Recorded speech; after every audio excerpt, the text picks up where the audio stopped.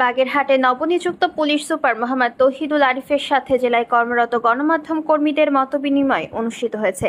শনিবার দুপুরে পুলিশ সুপারের সম্মেলন কক্ষে এই মতবিনিময় সভা অনুষ্ঠিত হয়। বাগেরহাটে নবনিযুক্ত পুলিশ সুপার মোহাম্মদ তৌহিদুল আরিফ বলেছেন, পুলিশ কোনো দলের না, পুলিশ রাষ্ট্রের। পুলিশ তার আইন ও নিয়ম অনুযায়ী জনগণের সেবা করবে, সেই সাথে অপরাধীদের আইনের আওতায় আনতে কাজ করবে। কোনো অপরাধী ছাড় পাবে না। বাগেরহাটকে মাদক ও সন্ত্রাসমুক্ত করার প্রত্যয় ব্যক্ত করেন তিনি। সভায় লেখনীর মাধ্যমে অপরাধীদের তথ্য প্রকাশ ও বস্তুনিষ্ঠ সংবাদ পরিবেশন এবং অপরাধ দমনে তথ্য দিয়ে সহযোগিতা করার অনুরোধ জানান নবাগত পুলিশ সুপার।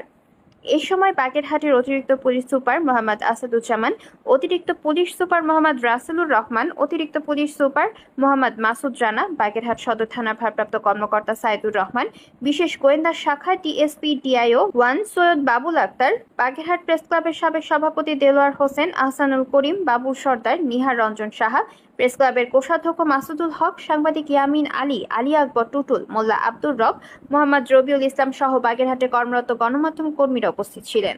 সভায় সাংবাদিকরা জেলার আইন শৃঙ্খলা রক্ষা, মাদক, গ্রাম্য দলাদলি, সড়কের শৃঙ্খলা, চুরি, সদর থানা দালাল মুক্ত সহ বিভিন্ন বিষয় নবাগত পুলিশ সুপারের নিকট তুলে ধরে তার সমাধানের প্রতি জোর দাবি জানান।